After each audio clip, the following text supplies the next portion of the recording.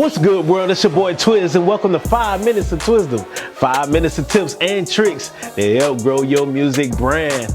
In today's episode, business is business. You're not gonna get that success that you've been yearning for until you start operating your music career as a business. And the first step to doing that, get your LLC.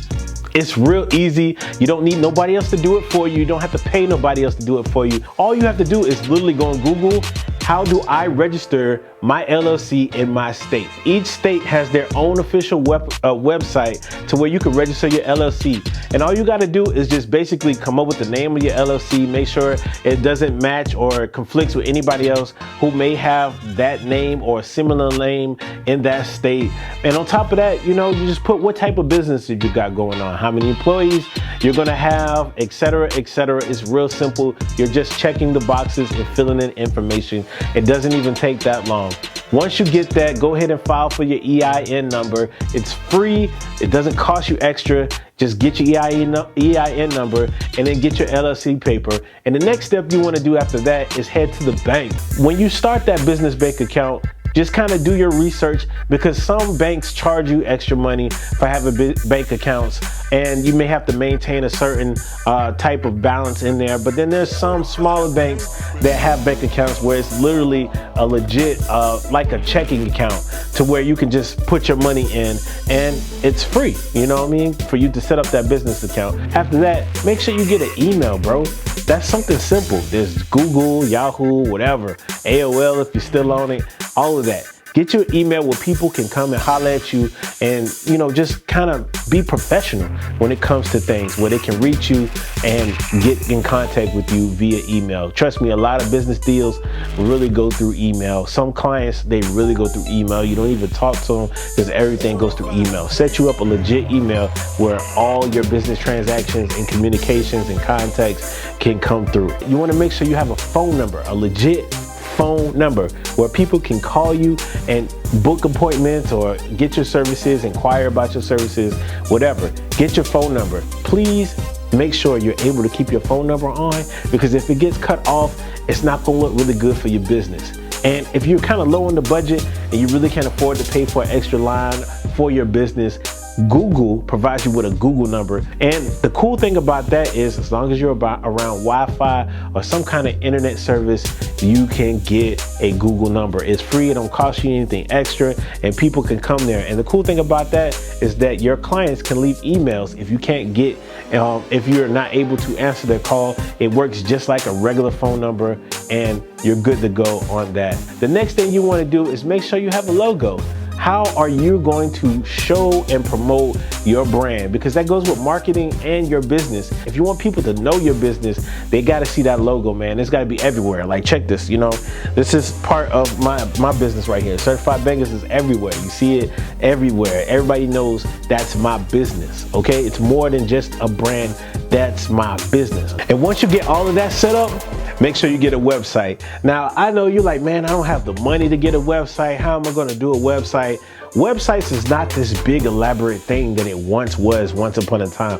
Websites are so easy to create. You got websites like Wix.com and GoDaddy.com where you can literally create your own website, and it's really just plugging in your information and they create it for you. Wix has done wonders when it comes to that. You can create it and add pictures and everything.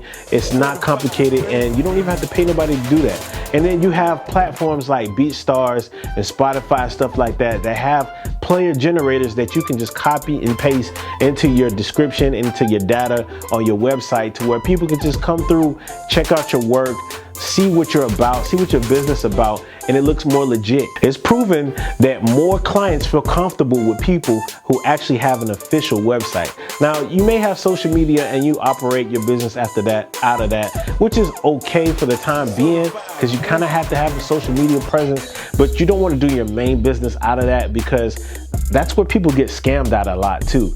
So you want to make sure you get your website up and running, and then once you get your financials straight and you want to get to that next level, then you can hire somebody to kind of make your website do what it do. But I guarantee you, a lot of these artists, even big name artists out there, they have simple layouts, websites to where they can just literally just showcase what they do. Now, this next thing can either make or break your business, and that's business relationships. You want to make sure that you update your clients throughout the whole process of delivering their product.